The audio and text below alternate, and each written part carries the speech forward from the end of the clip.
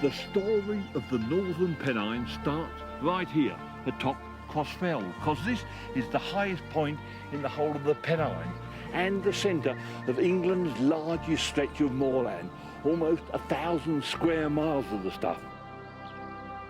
It's an area so wild and remote that parts of it have never even felt the fall of human feet. It's home, among other things, to over half the British population of this magical creature, friend to King Arthur and to the ancient heather moors of England's North Country, Falco columbarius.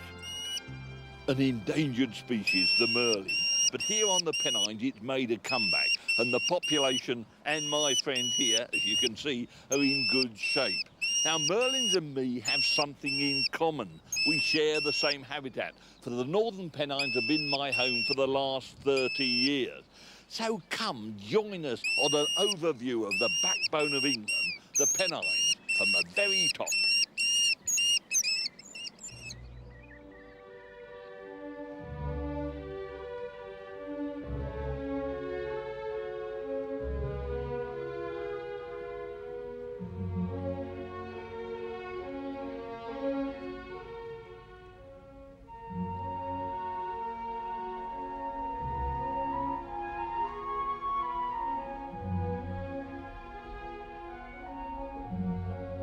The foundations of this, the great Windsill Rock, were forged on the anvil of our volcanic past.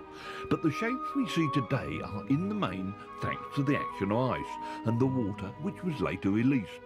The great crystal mantle which covered this land for thousands of years melted away only about 12,000 years ago.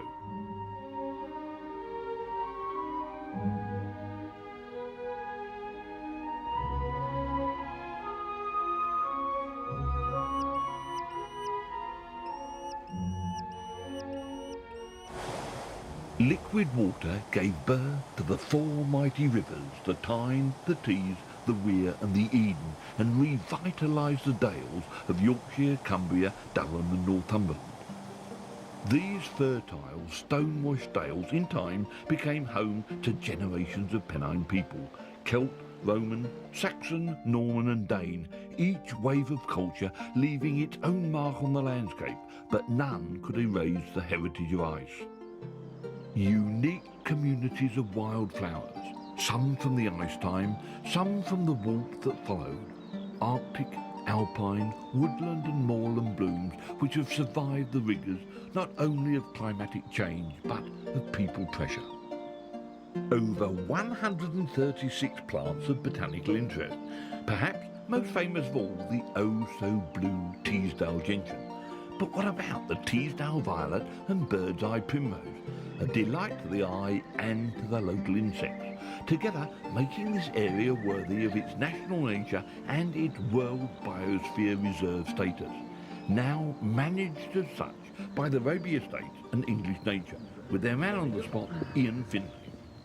So this is the famous Willywrank Fell weather station, and with the high peaks in the back there, marginally subarctic climate, all the cold air ponding down here onto the fell. That's why the reserves are here, all the Arctic alpine plants. And what's the weather station told us in the 18 years? I think it's highlighted that there was worry or concern about the reservoir warming up the microclimate.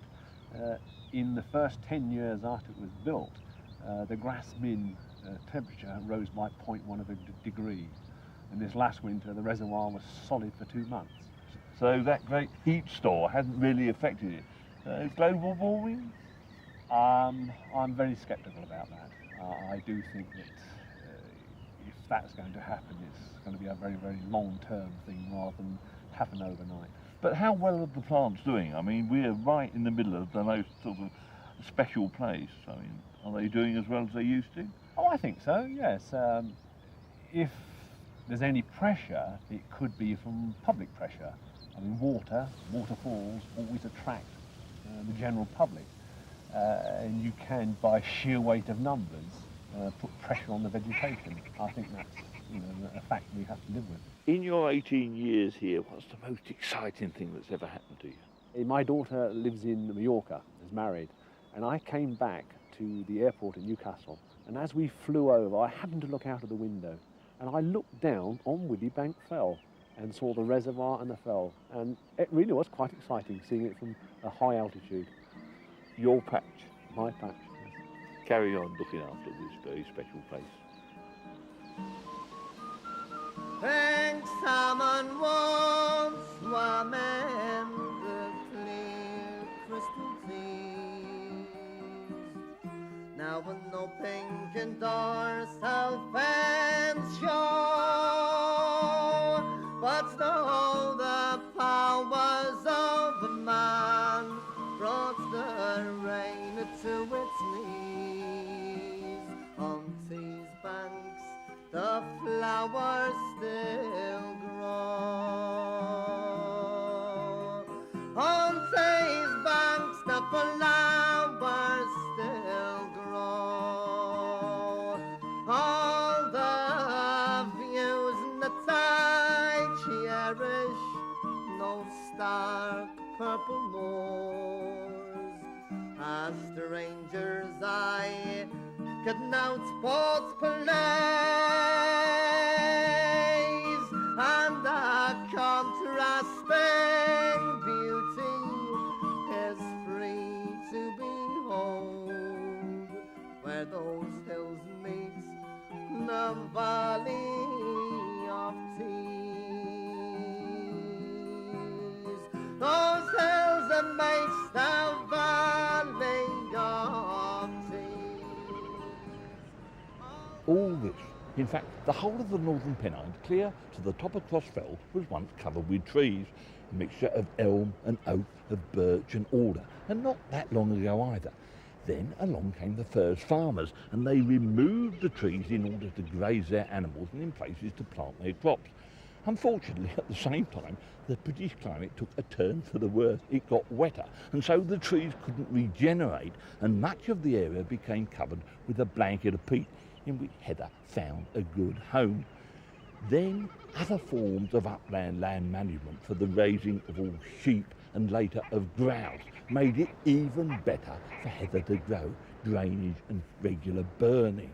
And so it gave us the Pennines, as we like to think of them, a ribbon of heather-clad moorland in full bloom at this time of year. It also gave the world a world record, because a metre square of well-managed heather moor produces 16,000 million pollen grains. These moors also hold another world record, a record bag of red grouse, Lagopus scoticus, Britain's only endemic bird, which means that it's found nowhere else in the world.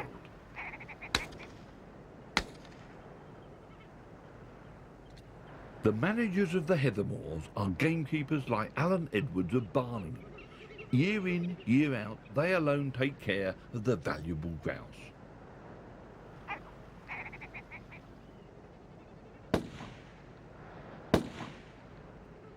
Our harvest time is shooting time, so as soon as the harvest is over, it's like the farmers, they replant the seed, we've got to start again. October generally sees the start of heather burning, so if there's any available conditions for heather burning, we try and heather burn. And obviously burning and breaking the heather up and allowing young growth to come is one of the most important things. Bracken needs to be controlled. Areas of badly eroded ground, we need to dam up streams or stop the erosion by regeneration of the ground. And it's all an ongoing thing to maintaining the habitat, because without the habitat there wouldn't be a moorland gamekeeper who would be able to come up here. We can't do anything artificial to the birds at all. It has to come from the habitat. The people who are working to preserve the moorland at this moment in time are predominantly people who are interested in grouse. Grouse shooting is the only way of saving the heather moorland in the way that it is at the minute. Overgrazing by sheep, afforestation, the encroachment of bracken are the three major threats, and they've taken the toll since the war of thousands and thousands of acres of heather moorland. Heather moorland is so special in so many ways. Obviously the heather's here and it's purple today while we're sat here. but it supports such a specialised range of plants, animals and insects and birds that it's really, if we lost this habitat, we'd lose so much, not just the heather. We get the majority of upland breeding waders. We get the golden plover, the curlew, the green plover, redshank, snipes, dunlin. We have a lot of small birds, the meadow pipits, the wheat ears, the ring ouzels, which are sort of very specialised to moorland areas. And also at the top of the tree we have the predatory species, the owls and the birds of prey, which prey on them. And obviously the shining example of really moorland management hand in hand with conservation is the merlin, really. And it is a bird which benefits directly from the gamekeeper's activities and the management which he lays down for it. So, all our Heathermore, complete with its landscape value and all its wonderful diversity of plants, insects, animals and birds, isn't natural at all. In fact, it's people-made and people-managed. The grouse and their keepers share this purple patchwork quilt with another lonely denizen of the fell, the hill shepherd. The grouse are raised for the glorious 12th and the sheep for the glorious lamb chop. Each grouse has its own territory, and so do the sheep, for they rarely stray far from the heft they first knew as lambs. That is, unless the fell is overstocked, for then the flock must stray far from its home range in a desperate search for food. Their whole lifestyle and the habitat which supports them starts to go into decline thanks to overgrazing. Erosion is today the biggest threat to these purple pastures, for it is the intimate mix of vegetation which has thatched the landscape and the hills through the passing of time. The first feet to cross this fell were the earliest immigrants, who used the more open woodlands of the highest ground for ease of passage. It used to be known as Fiend's Fell, not for the long, splodgy trek to the top, but after the shrieking winds which bedevilled all comers. It became Crossfell only after St. Paulinus erected a cross on the top back in the 7th century, banishing all the demons from these parts. 1,300 years later, new potential fiends have arrived on the scene, human visitors in all shapes and forms. Following in the footsteps of Tom Stevenson, pioneer of the Pennine Way back in the 1930s, millions of boots have taken their erosive toll. The experience is wonderful. Not the roof of the world, but it is the roof of England. One thing about this, it's pretty, you know, it's a pretty good walk. Unfortunately, to Crossfell it's nearly all uphill. Yeah. But then and straight down once you get there. Yeah. The trouble is you disappear into the cloud usually on top of Crossfell as well, or before you get there. Can we see it from here? You can't see the top of The man with his feet on the ground and his eye on the problem is Terry Wells, warden of Morehouse Nature Reserve, heart of the Biosphere Reserve of international importance. any plants and animals? Oh yes, it's got some rare plants, some good birds. On the Pennine Way, you'll not see much of the plant, you know, the rare plant species. They tend to be away in the boggy areas and at a lower altitude. Yeah. And we saw a peregrine falcon yesterday. Oh, Nike up neat. Yeah. Yeah. Making an awful racket. That's right. Yeah, It's got some youngs around. Yeah. Is there anything else up there of any interest? Buzzard, possibly buzzard. One or two dunlin, golden plover, red grouse. Oh, very nice. Yeah, a few kestrels, I suppose. The odd kestrel, yeah. They tend to like somewhere there's a building where they can breed in, as opposed to rock. I mean, they will breed on rock cliffs, but we don't generally get kestrels breeding on the cliffs up here. But certainly in some of the old buildings, they will nest. Yeah. Okay, better get going now. Yeah. Gary Gill or bust. Well, I hope you enjoy your day and I hope that the weather stays fine for you.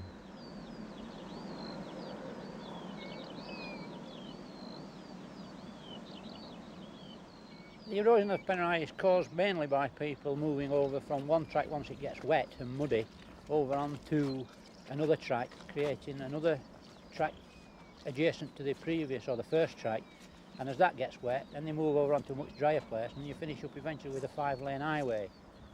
We stood by the part of the Pennine Way where it actually comes on to the Moorhouse National Nature Reserve, and as you can see, it's not too badly eroded in this section at all, mainly because we don't get the weekend traffic like they do in the Dales and the Peak District National Park. The people on this section of the Pennine Way are generally the ones that are doing it for the whole of the full 252 miles of the Pennine Way. On one occasion, the chap who was doing the Pennine Way, and he was doing it as a bet, he'd been cajoled by some of his mates in the local pub that I bet he couldn't do the Pennine Way or something similar to that, and they decided to do it as a bet and for charity. And I met the chap on a foul, horrible day.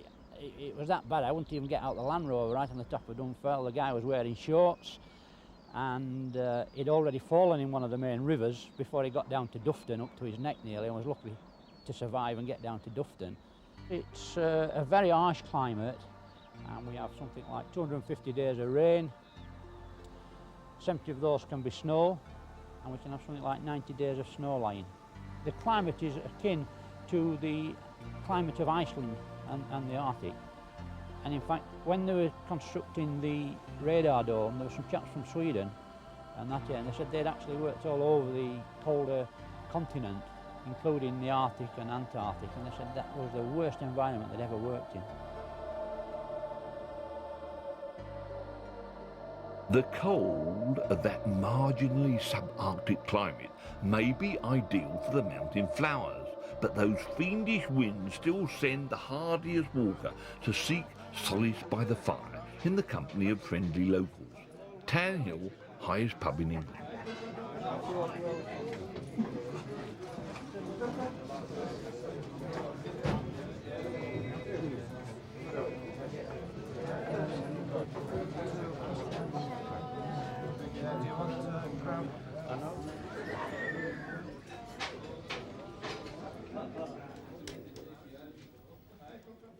A living fire. There's nothing like it. And yet, you know, not long ago, before the invention of television, this thing, the hearth, was the centre of every family home. And of course, fire has played an immense role in the whole history of the endeavours of humankind. First of all, it allowed people to clear vast tracts of land for grazing their animals and planting their crops. It kept wild animals and even enemies at bay, and then gave people the power of moulding charcoal and iron and inventing all the playthings of the 20th century. Now, I like to keep my living fire as the centre of the family, at least during the autumn and the winter, because it gives us some sense of season.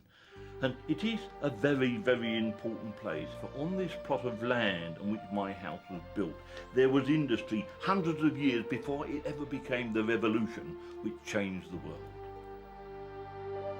As pretty as a picture, my home, and I can tell you that the garden overflows with wildflowers and wildlife, all that nature has deemed should be there. Yet, less than 100 years ago, this was all abuzz with industry, just one of the real job centres of the North Pennines, which then supplied the country with iron, lead and limestone. The whole process was sustainable on a local scale, a workforce of people, 5 water wheels and smelt fires fed with wood and charcoal from the wraparound forest which then filled the valley. And this, we think, represents the last load that was ready to go into the smelters. And at that point, the gaffer came along and said, "OK, boys, finish." And we think that was the end of 500 years of iron smelting in this area. That's my brother, and he's decided to excavate the site, and things are getting really exciting because we now know that at the end of the 1300s, the Prince Bishop of Durham got really cross about people nicking wood from his forest not far away and smelting iron. And so somewhere around here, he set up the first official iron bloomery, and I think it's right down below me feet. It's great fun trying to trace the history of your own backyard. Hard work into the bargain, but not as hard as the work which created all this in the first place. That to me is the real magic of the Pennine Dales. A hard-worked landscape, a treasure house of experience, wonderful things to see and explore, all set in 1,000 square miles of rolling moorlands, mountain tops and grassy dales, in which nature and people across the centuries have together found a way of life. Just take a look. 360 degrees and it's all wild, wild wilderness. Or at least the nearest thing England's got left to wilderness of any sort. And the lie of each one of these landscapes tells us the same old story, the struggle between people and nature to make a living out of a very harsh landscape. And we see stories of great success, of failure and of abject mismanagement. But it's the end result which is the important thing. All these diversity of wonderful landscapes, a testament to the fact that given time and thanks to the healing power of nature, something of beauty and immense value is always created. And the fact, you know, that our friend the Merlin can still dive and swoop over these hills and make a home beside us in the North Pennines certainly is the grand finale, music to all our ears.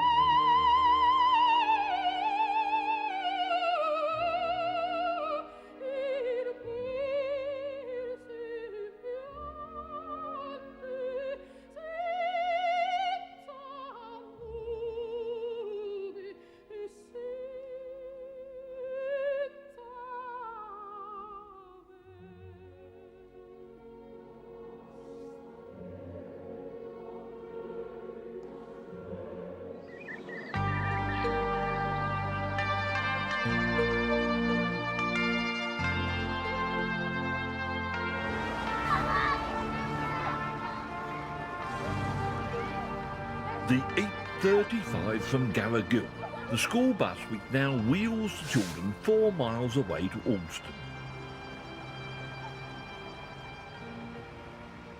One of the highest villages in England and still bursting with life. And why not? Because after all, round here you can breathe what must be amongst the purest air in the whole world. Even back in the height of the lead mining era, the local Garrigillians were well known for their longevity. So much so that in 1832, to celebrate the passing of the Reform Act, they held a party here on the village green. And at the head of the table was John Martin and his wife, both reputedly 102 years of age. For their descendants, the new Penniners, life is not an endless summer, but a 4 seasons affair, a long apprenticeship in which to come to terms with the bleak hardship of each Pennine winter and the constant struggle to earn a reasonable living from some of the most difficult farming terrain in England. Place names each tell their own story, linking the maps of the present to people and events of the past.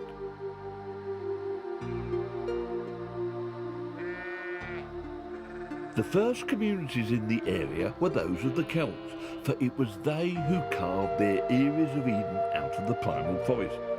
Little remains of their burial sites like Cacarrion or their homes in places like Stonegarth in Teesdale. I'm sitting beside what was a fireplace in a hut, and there's another hut there, another one there, all surrounded by what was a gigantic stockade. And we know it was built around 3,000 years ago by Iron Age people. And what a smashing place for a house. Super view down the valley and the Tees, not very far away. They were just one phase of immigrants who saw the great Tees waterfall of High Force as they put their own skills and fortunes to the High Pennine test. Few stayed, some moved on, and some, keeping faith with the wheel of time, returned to spice the seasons with their own endeavours.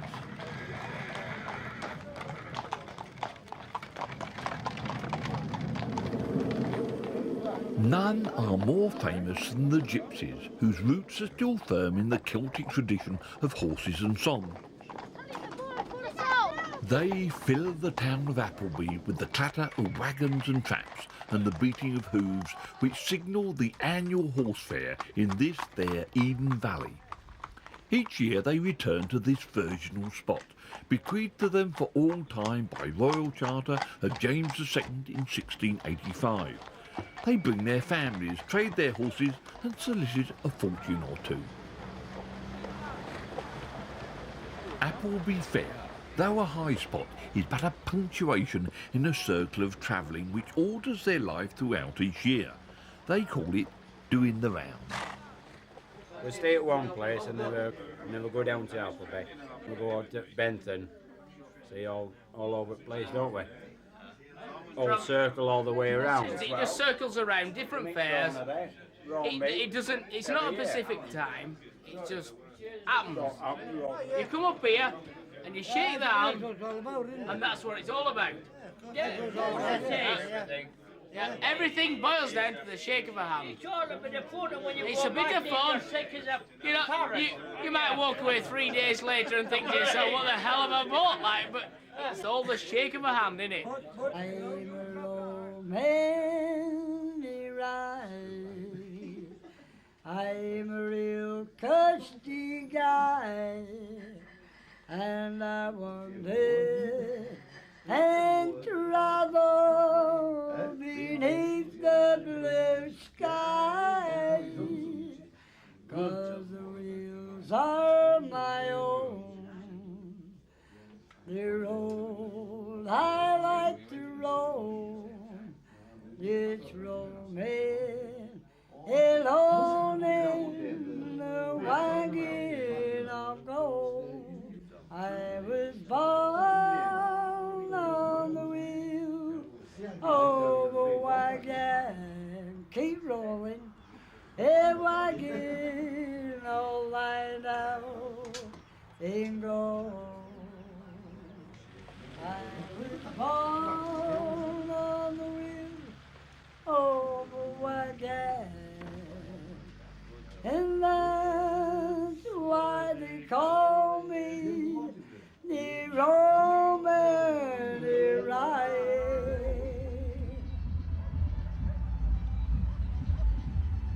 Today, others do the round to a very different beat. New age travellers who take the high road in search of solace, ancient dignity and meaning. This hippie convoy has found its makeshift Avalon in a complex of abandoned heavy metal workings which scar the head of the West Allen Valley.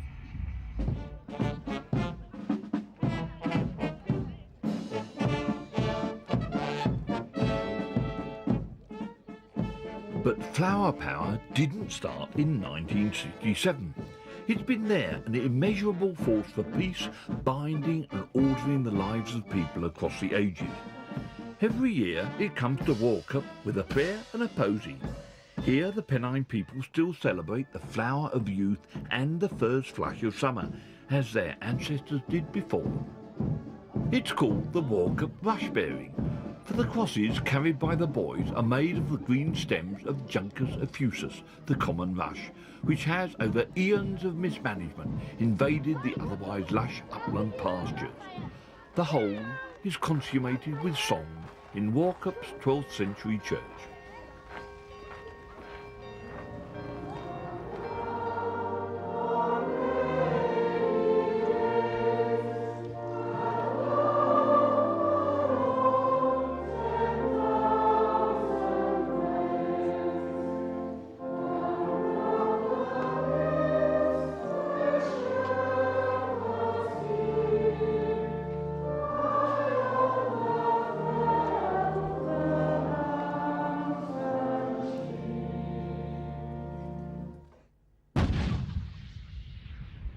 Idyllic it may be, but the rush-strewn fells which cradle such angelic scenes are in actual fact a battlefield. Warcup Fell lives up to its name, for it's part of nearly 17,000 acres of the North Pennines, over which army manoeuvres keep the red flag flying. All vital to the defence of the realm, and not a bad thing for local jobs or for nature conservation either. The local fauna, and especially the flora, including mountain pansies and orchids, each year pass their survival course with flying colours. Another survivor, well dug into the high fells, is Talpa europea, the once common mole. His is a year-long battle to find food from these skeletal soils and to avoid the attention of people like Peter Rutherford, son of Walter, a mole catcher before him in Allendale. My dad showed us how to go on when I was about 7, 8 years old, and he was on a mole clearing society and it finished, but there's odd farmers still like to have them cleared, so my dad's getting on in a bit now, so I kind of followed on with it from him. There's a gully here, and there's a mole obviously decided it's nice and wet. There's plenty of worms here, so you follow the gully all the way up until he finds the worms, gets himself fed. I think if I put a trap in here, he'll come back tomorrow. There should be a mole in by tomorrow. It's a losing battle actually, around here anyway, because the whole place is invaded with them. One farm will catch them, another one won't, you know, some can't be bothered with them. Some think they do good. I think they're a lovely animal. I do, honest. They're far nicer than rats or anything like that, but it's just the damage they do, you know, they've got to be sorted out. They love to go down the foundations of the walls and tip the walls over. That's one of their favourite haunts, that. Anywhere where there's moisture, that's where you'll find the moles. They're territorial animals, so when you trap them, the moles on, say on this farm here, all the other farms around about, if nobody traps them on there, they just invade. They just move straight away because they put what you call a scent gland out, and this is right around their boundaries, around the borders. They all have their own little patch, and as soon as you trap one, obviously the scent gland goes away. So another one thinks, oh, here's some nice witch picking, I'll move into there and we'll have a nice time in here. And that's exactly what happens. When I've gathered them all out the mole traps, I usually go and hang them on a fence so the farmer can see that I've caught his moles. And he can't come back to you afterwards and say, well, you haven't done the job properly, or there's still any amount about. If they're hung on the fence, they can't be putting heaps up.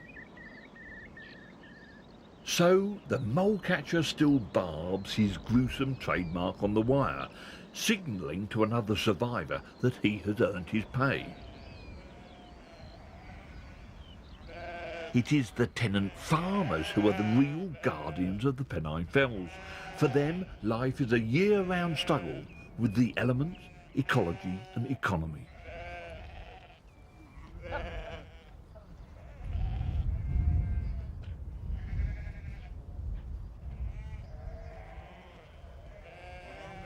We lamb an awful lot of these swale ewes that we never see them lamb, and they're no bother at all. But this one's happened to have a leg in the wrong position. The lamb's been ready to be born and started to move with the leg folded back, and it never would have, the ewe would never have had it on its own without assistance.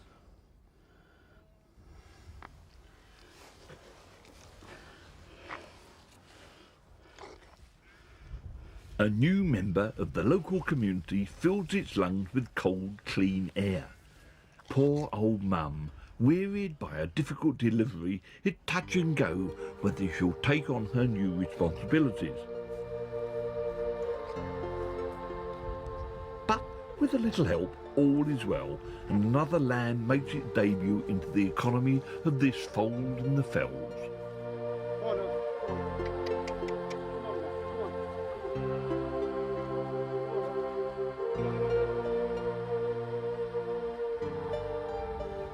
Sheep farmers like Alan and Doreen Scott in Upper Teesdale are born and brought up to the rigours of hill farming.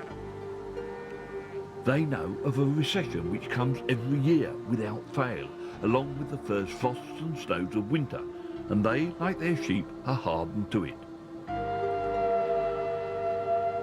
The economic cycle of birth, growth, maturity, death and decay has for generations kept these hills and valleys in good heart, overflowing with crops of great beauty, diversity and interest. Pignut, Wood Cranesbill. Now at a rough count that makes about 34 different sorts of wild grasses and flowers in this one meadow, and thank goodness flower-filled meadows like this are still a common feature across large parts of the northern Pennines, and they've served the local farmers well for well over 1,000 years. You see, the animals will be grazing up on the highland throughout the summer, and then they're brought down here and foddered in the fields, and by tradition you see a hay crop's cut and then the animals are fed here, so all that nutrient is returned directly into the soil and there's no need to add anything. And research is showing that the cows and the other animals do graze more contentedly on such a diversity of plant material. And it must taste much, much better than nitrogen-soaked perennial ryegrass for breakfast, dinner, tea, supper, day after day. And of course the magic of the whole thing to me, a botanist, is that the hay crop won't be taken until after all the grasses and flowers have set seed, and as the farmer turns the hay to dry, all those seeds are broadcast, and so we've had a continuity of diverse beauty across the centuries. But this cycle of sustainable management has been broken right across the Pennines. The flower-rich acres have been replaced by hectares of perennial rye, which must be soaked with nitrogen to keep it green and growing. Fertiliser costs money, and so does the equipment which deals with the lush green harvest, which will be left out in the sun in bags to mature like a good wine. Perhaps this helps put back some of the taste of those vintage meadow years, when the rich bouquet garni of flowers and herbs kept the animals well content.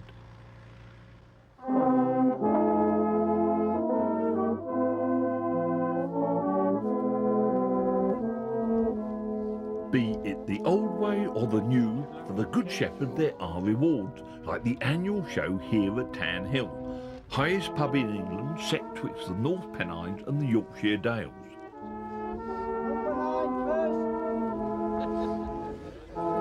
13 second, 49 third.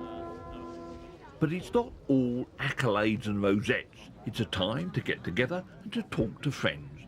Talk about fortunes on the wax or on the wane.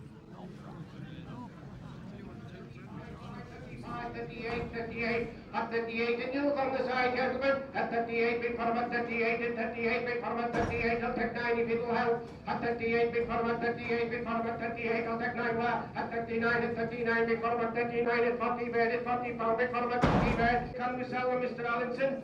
41, 41, 41, 42, 42, bid for about 42. At 42, bid for about 42, I'll take 3. At 42, can we sell them, Mr. Allinson? 43, 43, 43, take 4, sir. At 43, at 44, 44, bid 4. 45, take another, Mr. At 45, at 45, at 46, bid, I'll sell them this time, Mr. Allinson. At 46, we're going on, he's very disappointed, but on the market, is that right? At 46 pounds. Have a good customer in. At 46, John Yates, 46. These last 2 years have been a drastic reduction in value. There's really too many sheep around, so we're finding that we're having to take a lot less money for these sheep. A few years ago these ewes were £1,800 each, which should be the proper value, and today you hear they're falling from 50 to 20, the same ewes. Particularly farmers that are relying totally on sheep, it's a disaster. They've worked a year for nothing.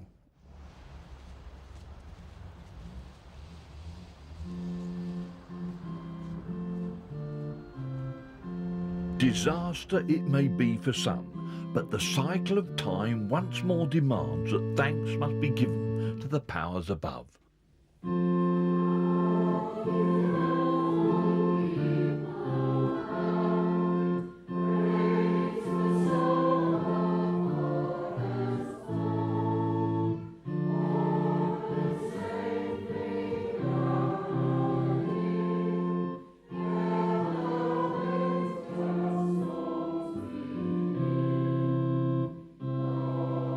Worth it or not, all has been safely gathered in, and the people of Nine Banks are raising their harvest home ere the storms of winter come.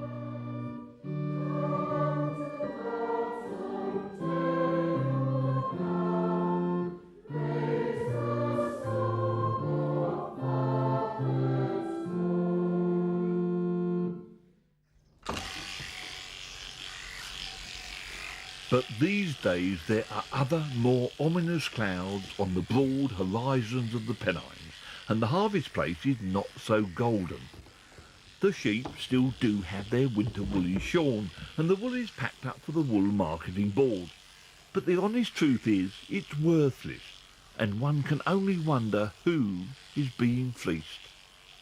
Before the machine, every farmer supplied a man or two, and they went to help everybody else, and they moved around the dale. And it was a big social occasion. I remember when some of the older chaps used to come, and they used to take about 10 minutes to shear a sheep, and then they used to sit 20 minutes and have a beer and have a chat and smoke the pipe, and then they would set away again and flip another one. There isn't time for that these days. Today there's only the two of us who are I've seen about 25 to 30 people here. It's another old tradition that's gone by the board. Unfortunately, but there it is. It's I suppose it's progress. And then we're up against it. The wool isn't worth, in proportion, it isn't worth anything like it used to be. As I say, it's just a tidying up exercise. We need to shear the sheep for the sheep's benefit, but the cost of shearing and the cost of the other jobs you do set against the price of wool, it's we're out of pocket. It may not have been a good year on the farm, but the seasons march on.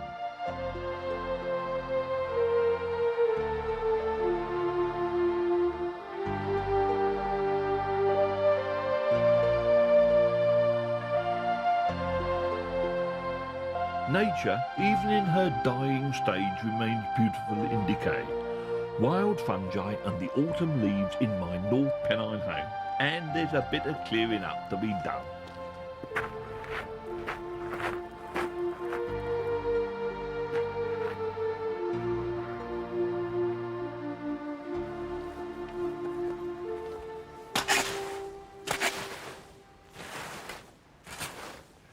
The cycle of nature is almost complete. It's back to autumn and that same old job of sweeping up the leaves again. But of course the trees have already done their job, and they've stored away enough energy, enough food for the long winter ahead. And then down come the leaves, putting some nutrients back into the natural cycle of things. Now mine are going off into the slow fire of the compost heap, and then some will be returned round the base of this tree so as it gives us a good crop of cherries next year. You see, we're all part of that same natural cycle of things.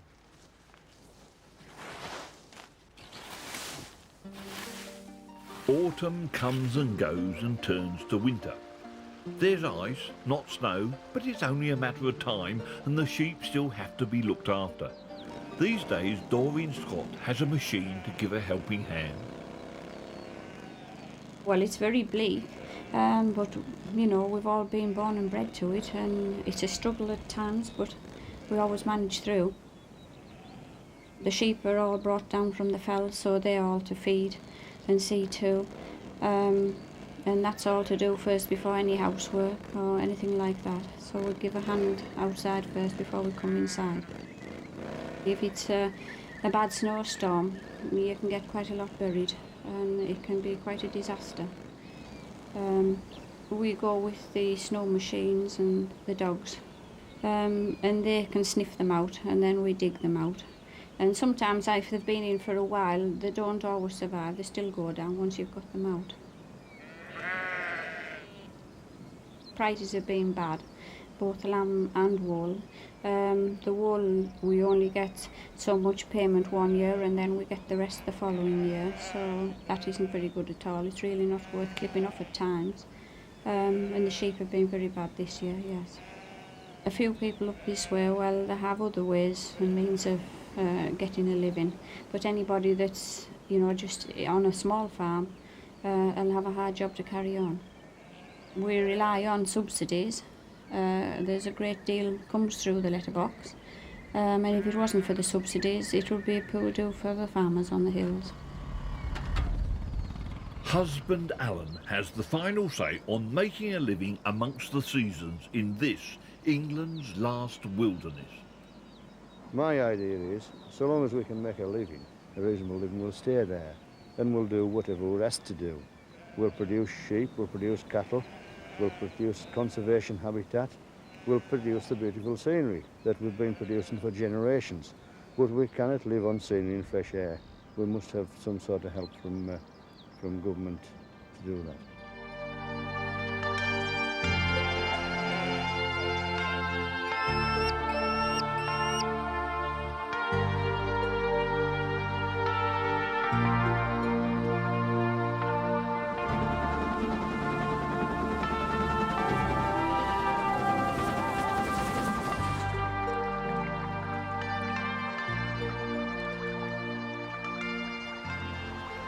These days, many people regard landscapes as amongst the nation's most valuable assets. Green treasure, inherited from our ancestors to have and to hold in safety and to hand on to our children. But over the ages, landscapes like this have been valued in many different ways, not as objects of beauty to be conserved, but as mere resources to be exploited in the quickest way possible for other treasures held in their depths. Mineral wealth. Just look at it. Not gold, but lead and silver. Loads and loads of it. And not just in this little stream, but all over these hills. It's Klondike time, have it? Small quantities of silver and lead had been flashed from these hills since the Romans came this way. But Klondike time did come to these parts in the 1800s. Mine owners grew rich, and silver and lead gave a livelihood to thousands of people along the banks of the Silver Rivers. But for the miners, that was not enough. Wages from the mine had to be supplemented by hard work in the fields. Killop in Weardale, with its enormous wheel, lay at the heart of this dual economy. Derelict for years, it's now been restored as an open-air museum, a fitting tribute to those leaden years. The man responsible for much of the effort is now its caretaker and curator, Ian Forbes. Well, nice glow of the warm fire, but it's a pretty depressing place, a mine shop. What exactly was its function? Well, a lot of these mines were extremely remote. You get mines right up on the slopes of Cross Fell. Now, obviously, people couldn't walk there from their homes and walk back again every day. It was just too far to go. So they spent the whole week at the mine shop, and that's what a mine shop was here for. It was the lodging quarters for the men who were too far from home to walk back again at night. And they crammed them in these kind of places. I mean, no mine owner is going to build 5-star accommodation for his workers, because there are always plenty of workers about. So they built these little rooms, and they crammed in 20, 30 miners in one small sleeping room. And did they all live on site in these little houses? No, no. Some of them lived in small farms round about. If you look outside, you've got farms where farms have no business to be, haven't you? You know, 1,500 feet up in the Pennines. Who wants to farm up here? So it really was a dual economy. They had to grow some of their food and then come and... Yeah, I mean, they were here for the mining, weren't they? So the land was no use for anything else, so they farmed it on the side as well. It's rather interesting looking in the local churchyard that quite a lot of them went from here to New Zealand, but they became miners out there too. Well, when this industry collapsed 100 years ago, the bottom dropped out the lead market. Remember, they had nothing else to do. So they left, they had to leave, they left their homes, they left their farms, they abandoned the land. And could they really strike it rich? I mean, say they got a good load, did they make the money or was it the bosses made the money? No, what do you think? The bosses did make the money, but they weren't run-of-the-mill employers even by the standards of those days. The biggest, the Quaker-owned London Lead Company, ran their operations from this stalwart house in Middleton in Teesdale, while a local family headed the Blackett-Beaumont Company. Their descendants still live and work in these parts. Yes, the lead companies took out, but they also put back in. Concerned for moral and social welfare, they built houses for the workers, likewise schools for their children. They constructed model housing estates like Newtown in Middleton, with different grades of housing for favoured employees. The company dominated the lives of the workers, who in turn showed their appreciation to their bosses. This drinking fountain was presented to the town by a retiring company superintendent, built with money given by the workers. Religious worship too was encouraged. Churches and chapels they built in plenty. Methodist, Primitive Methodist, Wesley. Sadly, many of these buildings, great and small, are no longer in use, for both work and worship have forsaken the Silver River. Yet the spirit of that great society of workship, hard as it was at times, is still fondly remembered by some. Wilf Swindle Brown, now in his 90s, fires our imagination. When I was 14, I finished on the Friday at the Whites and I started work on the Monday. The dressing floor over there where they separated the lead ore and that for £1 a day. 5 and 6pence a week, 6pence for a Saturday morning. It was rough at that, you know, especially in that old dressing floor. It was rough, cold, winter time, wet, ice shackles hanging off the old boxes where the separating stuff used to come in like that there, you know. But it was cold. Yes, I still walk down the village. Yes. Well, it's exercise, you know. It's good exercise. Learning. But there used to be some buildings there. The blacksmith shop, compressor house, boiler house. The shaft top gearing like that, you know, where they used to pull the men out the shaft, you know. There, steam going off the steam hauling engines where they used to pull the tubs out up the shafts, you know, used to go puff, puff on there, and a little engine running across to the washing floor. The little engine running across over 6 wagons on, tipped into this great big hopper, and bringing them back, and there was a man on onsetter, used to put them in and pull them out and wave to winding engine man, he used to let them do it. Ah, yes, a lot of houses, a lot of cottages been knocked down. People used to live in, right around here, around across that fell side, and up this one here, and there used to be a row of houses above what they call Hilton Terrace now, when there used to be a row of houses, 6 that Iron Company owned, what they called Grey Row. Oh, it's a grand place to live, you know. There's no mistake about it. I wouldn't swap it for all the tea in China. I wouldn't. It's God's own country up here. I mean, you can look out where you know yourself when you come. You can look out there, I can go out there and wander around there, like, you know. And I'm lord of everything I survey. You wander around there and nobody troubles you, you know. On the mob was up this way, down that way. Aye.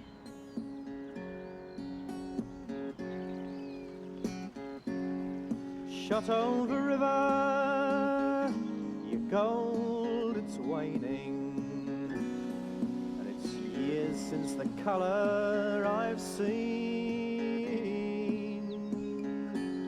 But it's no use just sitting and ladylike blaming. I'll pack up, then I'll make the break clean. Farewell to the gold that never I found. Goodbye to the nuggets that somewhere abound. For it's only when dreaming that I see you gleaming down in the dark deep underground. In some ways it's sad that the golden years have gone. Ooh, it was a hard life, but then this was a small body overflowing with the smells and the sights and the sounds of animals and little children. Today, it's just one of the ruins which have become part of this landscape, a reminder of those lifestyles of the past which are never going to return. But there still is life in mining these hills for those other treasures. And today it comes in the form of this stuff, fluorspar. And there's a real bonny bit. Now, the old miners used to chuck it away. They wanted the lead. But today the fluorspar does have value in the smelting of aluminium.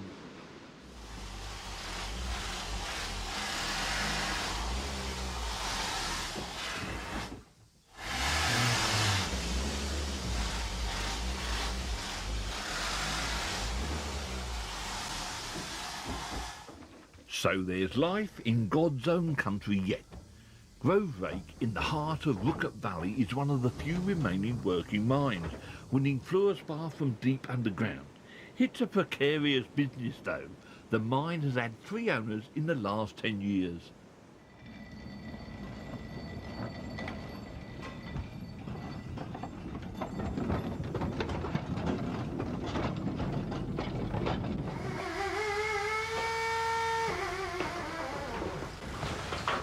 Mineral wealth is still torn from the fells. Though today machines do much of the back-breaking work, bogies still do roll along work-worn tracks, and a prize find like this great vein of silvery crystal spar is still known as a bonny bit.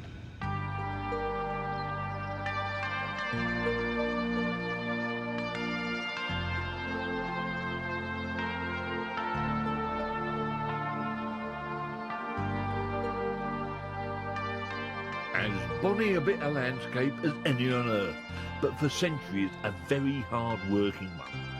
Silver, lead, fluorspar, grey limestone too has been used by man. It shapes not only lives, livelihoods and landscapes, but the buildings of the hills and valleys and the walls which protect and separate field and fell. And even now it gives shape and substance to the economy of the Dales.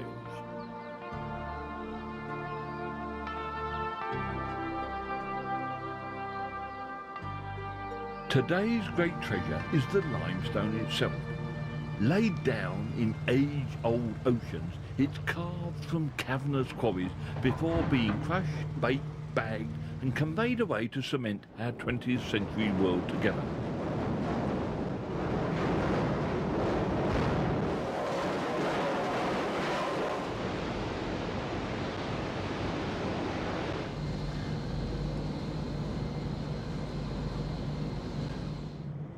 Eastgate Quarry in Weardale is the biggest working in the area, an enormous hole in the ground made and managed by Blue Circle Cement, which, with the help of both company and county, is being restored to other uses as the stone is worked out.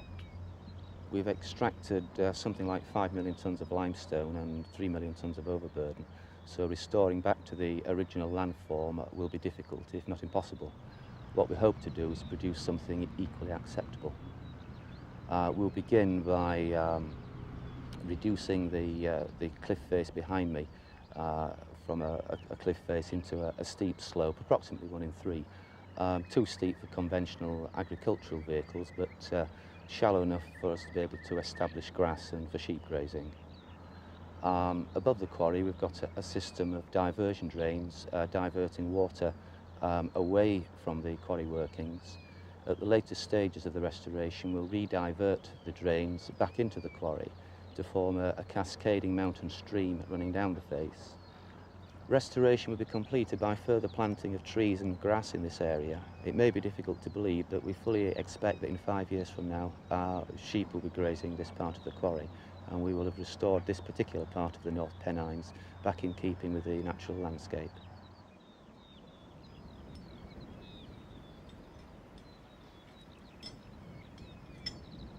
Hello!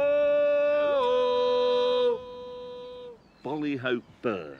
Just listen to it, an echo from the past pointing, I believe, to a brighter and more diverse future. Now, this has always been a favourite place with me and my family, especially for those summer birthday parties.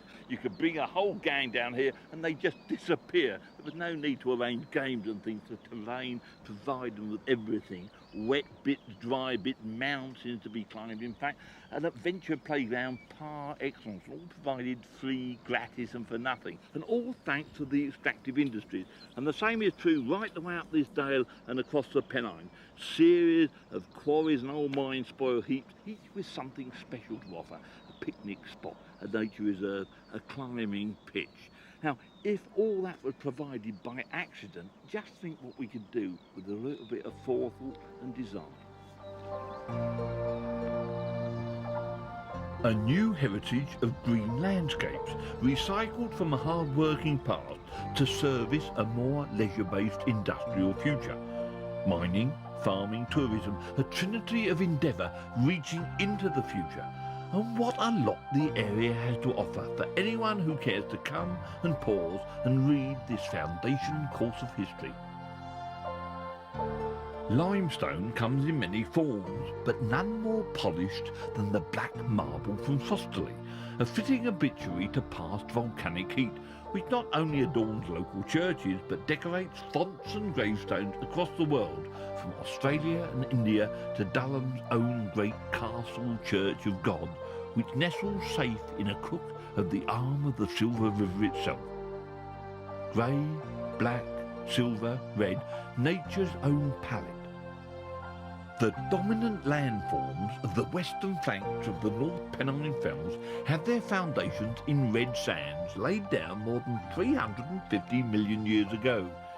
It too has been quarried to give form and colour to the little red villages of the Valley of the Eden.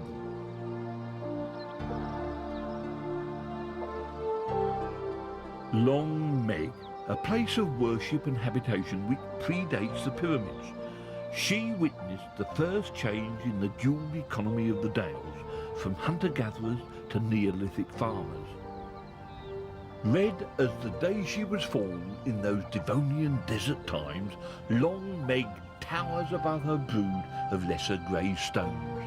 The Great Circle still has magic yet, for when one Colonel Lacey tried to blow up the stones in 1725, a violent storm swept down the fell and the workmen fled in terror, leaving Meg to keep her stony vigil in that circle of silence. A jewel in a crown. One Pennine magic circle that was not so lucky was that of the swordsmen of Solingen, a community of master sword makers who escaped oppression in their homeland Germany to come and worship and practice their craft on the banks of the River Derwent. Plentiful supplies of iron ore and a certain magic something in the water attracted the Oleys and other families to temper their blades of steel at Shotley Bridge. They were famed for making hollow blades, but none are known to have survived to this day, so we have to make do with the ordinary swords of mere mortals. Locally, their skills died out in 1896 with the last of the Oleys, but their name lives on and their traditions forged firm foundation for another century and a half of iron and steel making just up the bank in Consett, now also gone. The perfection of a blade relies on the quality of the steel, and the sword makers may well have shaped steel from Derwent coat in the early 1700s, for this is one of the earliest ore smelting furnaces of its kind. Now restored as a visitor attraction, it's a must in any grand tour of the area's industrial past. Fine craft in metal still lives on in the strong hands of artisans like blacksmith Stan Pike. Hundreds of years ago, he'd be the centre point of the village, really. He'd make all the equipment and repair the equipment for your farmers and things like that. He'd make your knives and your forks and things that you needed to eat, but he'd also make the swords and things like that, you know. Being a centre point of the village, a lot of people used to get in for the fire, you know, during the winter to get warm and a bit crack and stuff like that, you know. And I have heard tales that he used to extract teeth, you know. River philosopher, things like that, you know. He was a mainstay for the village life, like. Well, when you think of a man hundreds of years ago who could take a piece of iron and then put it into the fire and either join it together in the fire, which was regarded in ore anyway at that particular time, or make leaves and ram's heads and horses and, you know, things like that. you had to be in awe of a man like that, you know. He could do something with something that nobody else could do, like.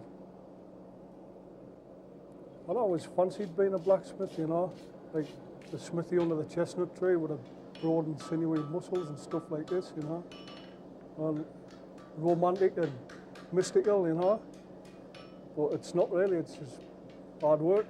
But I also like creating things out of wood and iron, you know. It starts with an idea in your head, it comes through your hands, but you've got to use a fire at the start. What I say to people is, if you can draw it, you can make it in iron. It's just a degree of difficulty in between. It's, you know, because you can't bend it doesn't mean to say you can't do anything with it, you know.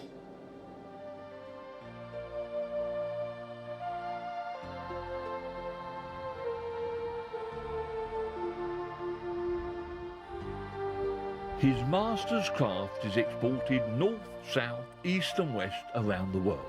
His market is not dueling swordsmen, nobles and soldiers, but tourists and dealers. The magic is still in the fire, and that hasn't gone away.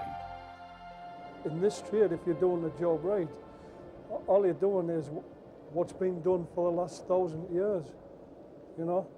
The only thing is we're not doing it in a cave somewhere. We've got electric, you know, and we've got a heater. It's technology's caught up with it, but technology helps reduce the price, you know, which counts a lot at the end of the day. Doesn't make any difference how good you are or how good your work is. If you cannot sell it, you know, you might as well not work.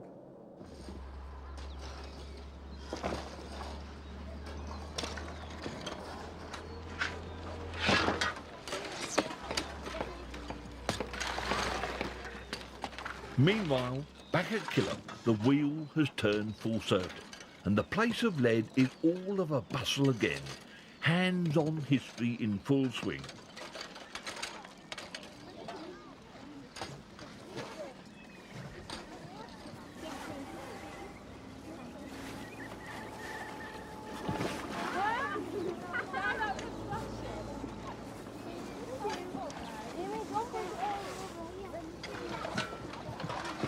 Right, stop everyone, too much noise. Now you've been learning about Killop. What are you actually doing here?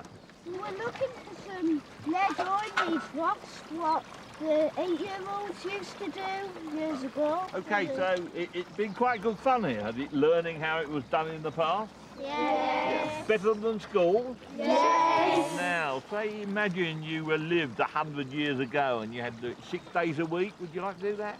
No. 12 hours a day? No. And the sun's shining today, just think freezing cold water in the winter. Put your hands in and see how cold it is. Now imagine what it would be like in the middle of winter having to work here for 12 hours, sorting out the ore. I think I'll go back to school, won't you? Yes.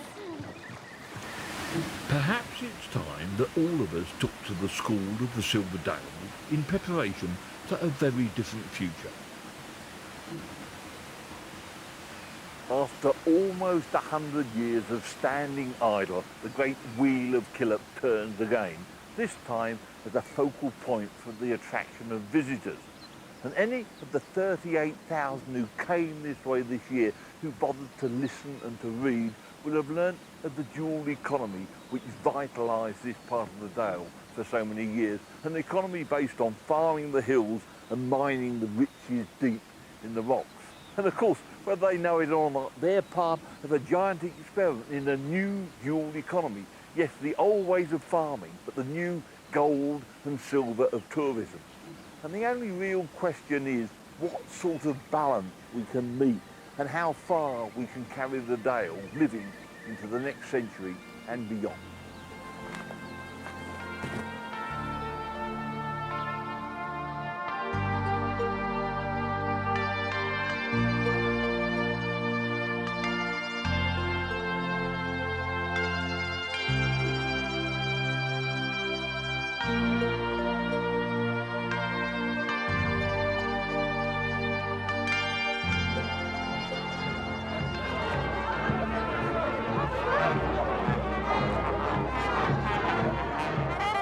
Welcoming the new year, as it has been done since time immemorial at the geographic centre of Britain, Allendale town in the North Pennines.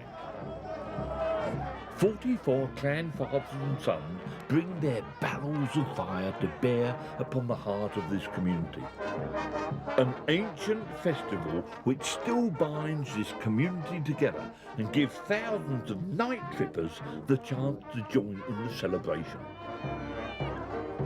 Dating back to Celtic times, the Allendale Fire Festival marks the death of the old year and the return of the sun from its winter holidays down in the doldrums.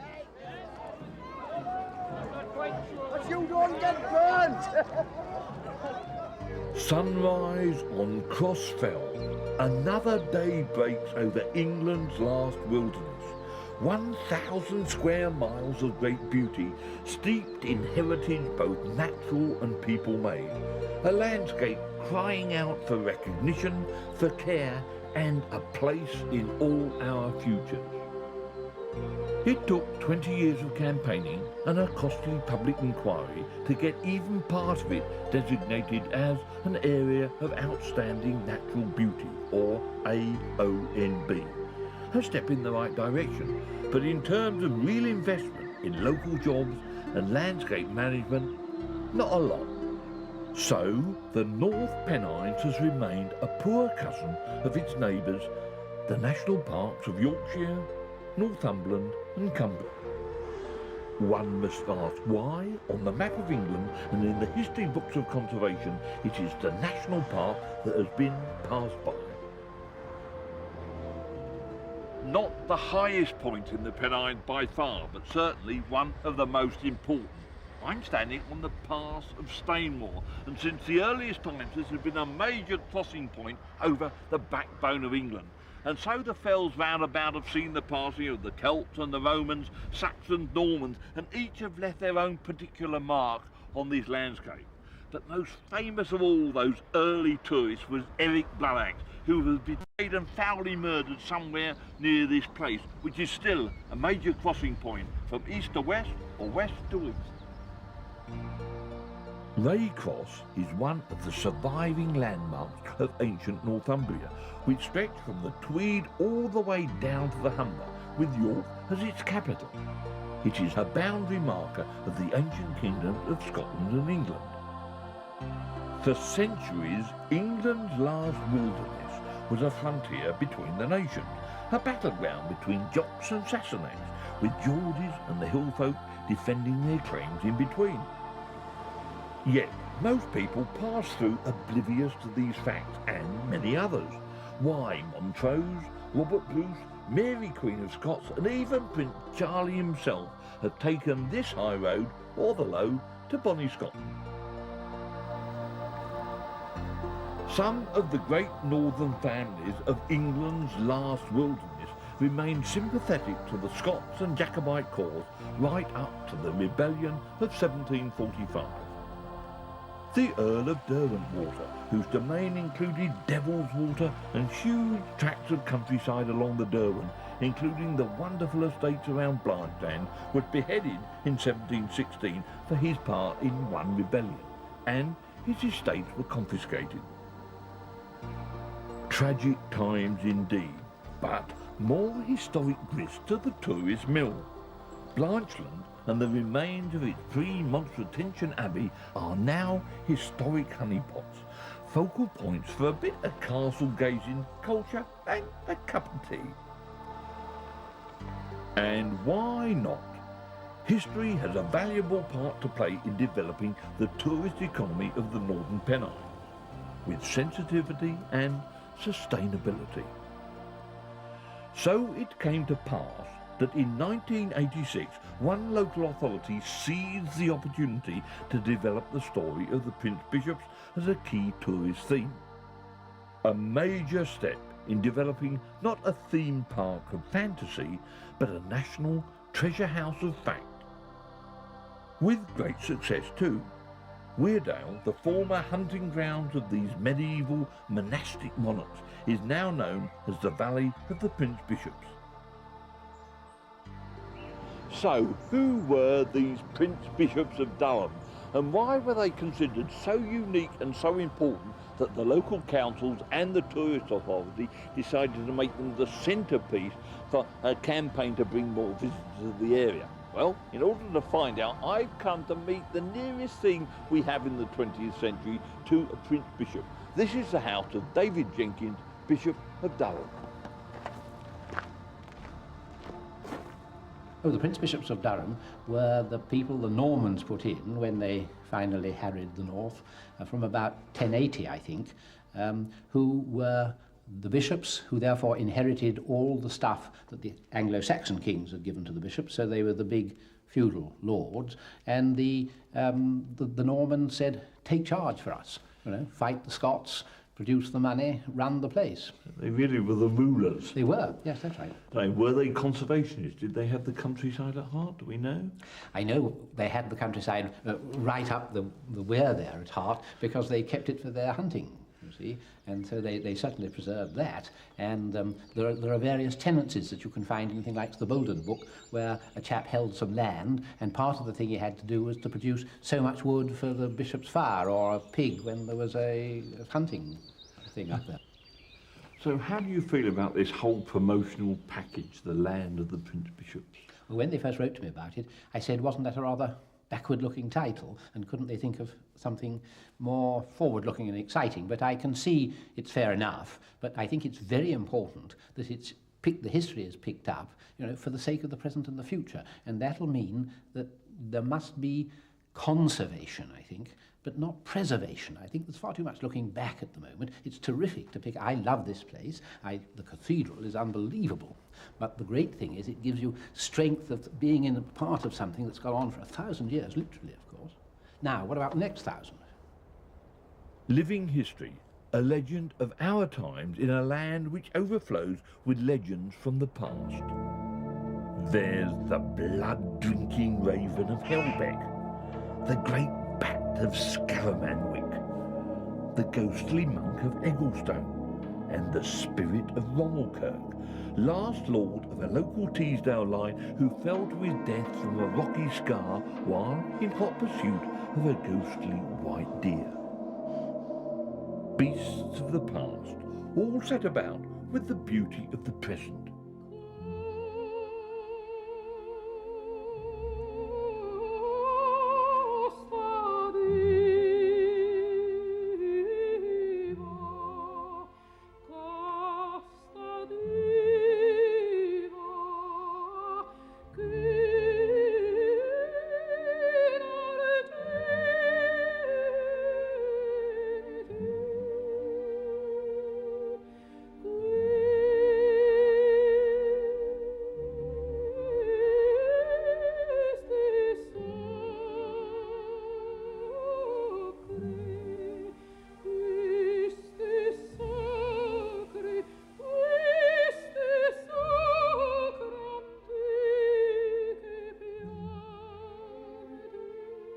No wonder Turner painted in these parts. Teesdale and Weardale were also the setting for two of the greatest epic poems in the English language, Rokeby and Harold the Dauntless by Sir Walter Scott.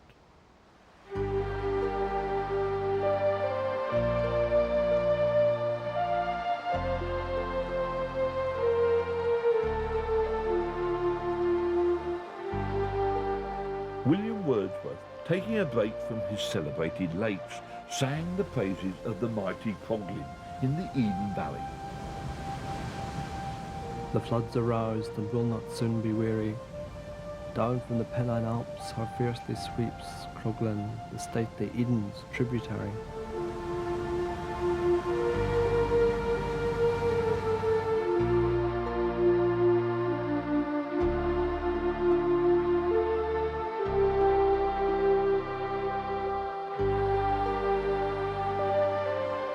The Pennine Alps, complete with flowers and birds, a living community the like of which is found nowhere else on Earth, and so is of such great importance that Parr has earned its place as an international biosphere and national nature reserve.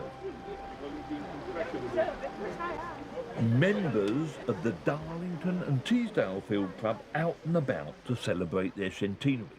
100 years of recording and rejoicing in nature.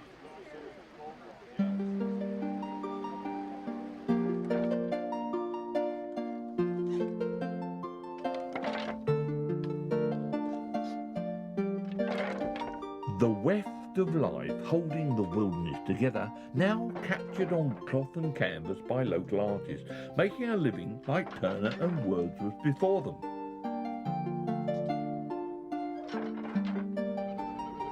The difference is that they are locals, part of a new dual economy based on tourism, new ways to make a living and so to keep the landscape alive and in good heart. Another asset of any wilderness is simple peace and solitude. The still lonely corners of these hills have become centres for activity breaks of a different sort, where people can take a sideways look at modern life. Slightly. Just that one stretch it. But if it's excitement you're after, there's plenty of that available too. Hot air, fresh water, cold comfort, rare breeds, iron horses, alternative tourism. But all visitors, all tourists must have an impact, so the question must be asked. Is this sensitive landscape and the peace and quiet it still holds really able to absorb the pressure of all those feet and eyes and ears which populate the new economy of the future? Local landowner Lord Barnard of Raby Castle. Tourism is a particularly difficult thing to deal with. High force is perhaps all right because there's a concentration in one place. But otherwise, there's been very little money left from tourism at the moment because there's nothing really to do except to walk. And that can be a bit overdone, as you can see from the state of some of the paths. I do think that a lot of thought will have to be given to the way in which tourism is to be organised, if that is what people want. I can't emphasise that one more. Otherwise, you might lose one of the most valuable parts of the country. Well, we've got our areas of outstanding natural beauty in our ESAs, but there's still a rumblings about North Pennines National Park. Now, do you think that would help or hinder? Well, my immediate reaction is, and I must add that I haven't really studied what this might amount to, is that I would be rather sorry to have yet another body involved. National park or not, getting the structure of support right is fundamental, not only to the survival of the local communities, but also to the future of England's last wilderness. One experiment in getting it right, which attracted national interest, was in Allen Head, one of the highest villages in England. The crunch came when the fluorspar mine in Allen Head finally closed in 1978, marking the end of centuries of mining. Without an economic base, the village was doomed to die. Villager Bob Madison. We applied for a grant from the Royal Institute of British Architects, and a local architect made a plan of the village, how we thought it should be redesigned, how the old buildings should be refurbished, etc. There'd been no homes built in Allen Heads for probably about 150 years, and now we've got 6 homes for old folks, which of course released houses for other people to come into the village as well. Barns were refurbished into coffee shop and craft shop, and one big barn was turned into what is now the post office. The old bus station was turned into a heritage centre and cottage. I think it's been a good thing for the village.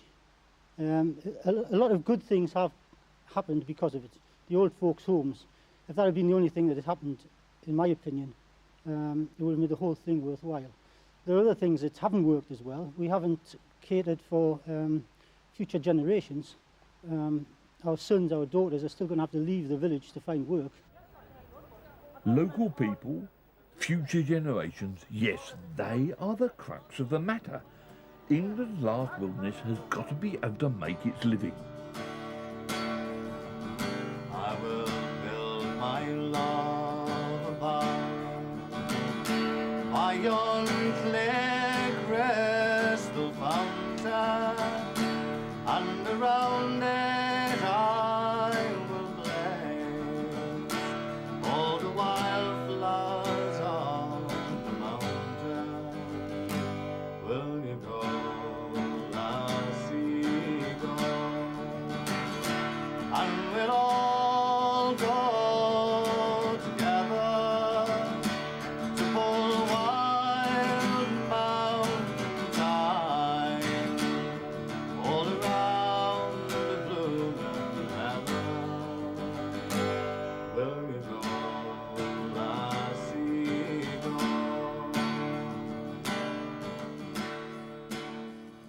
In the 1940s, the architect of the National Parks Act, John Dower, had the simple answer: make the North Pennines a national park. But when the Act went through, the area was put onto a reserve list, and there it has remained, with the effects all too obvious to both visitor and local: a total lack of investment and a lack of proper protection for the landscape and the related local job opportunities.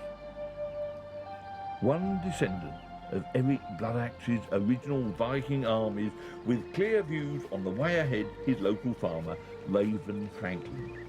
His unusual name was given after 3 ravens flew across the hill behind his father's house at the moment of his birth.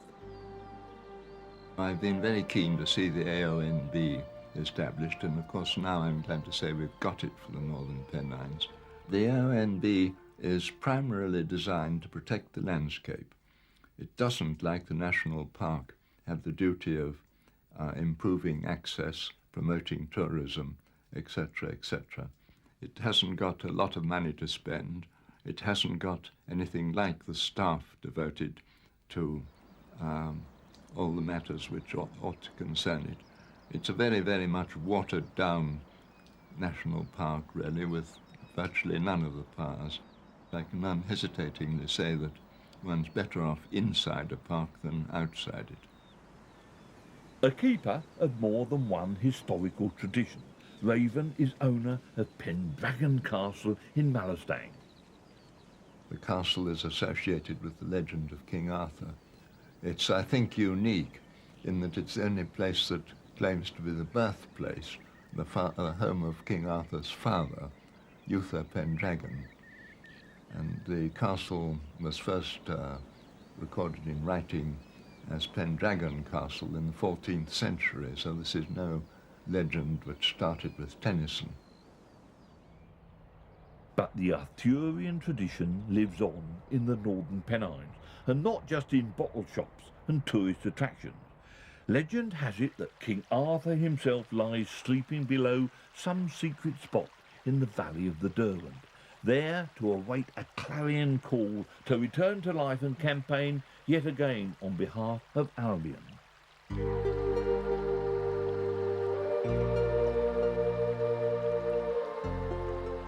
For so the whole round earth is every way bound by gold chains about the feet of God. But now farewell, I am going a long way where falls not hail or rain or any snow, nor ever wind blows loudly. But it lies, deep-meadowed, happy, fair with orchard lawns, and bowery hollows crowned with summer sea.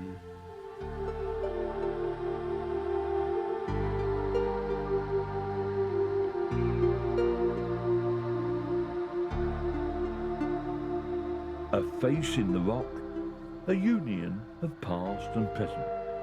Arthur Scargill, champion of the workers whose traditions had for centuries kept them on their home patch. Arthur traces his family tree back to the lords of the manor of Scargill in the 9th century. A Scargill theme park? No. A living legend? Yes. I think, quite frankly, if we have a development, bringing more and more tourists into the area, that's got to be good because they can see our heritage, they can see our history. they can witness at first hand what we did and what we were capable of. And I think that the development of a national park could be one step in that direction. It's important for our young people and for people from abroad to come and see Britain in all its shapes and sizes and forms. And I think that for people to come to this part of Britain, this part of Yorkshire, this part of the North East, is in itself a tremendous opportunity for them to see a part of our nation which is not often seen. And I think that when people come to terms with this part of the world, they see not only its rugged beauty, but also its tremendous history and the part that it played in making Britain what it is today.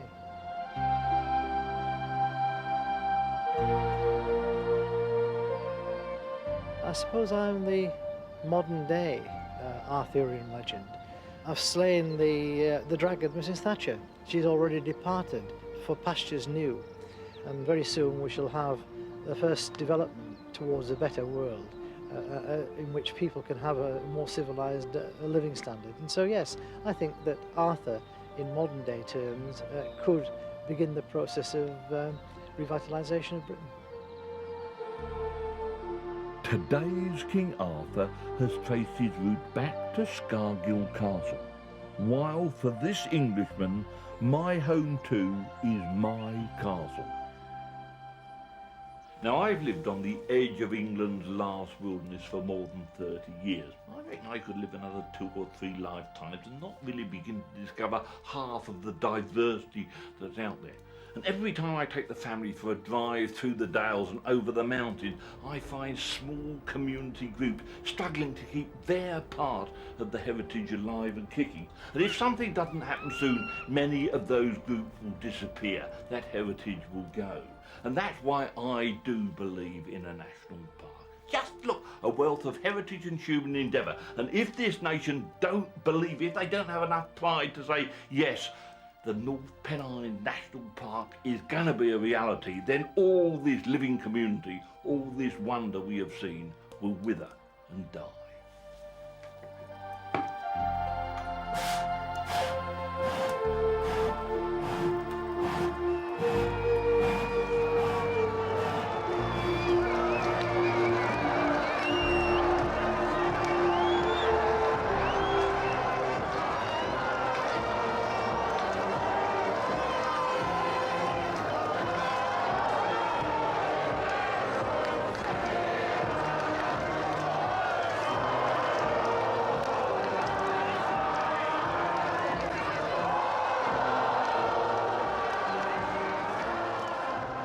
The old year gone, a new year takes its place, full of hope that the home fires which warmed each and every hamlet in England's last wilderness in the past can be rekindled for a better future.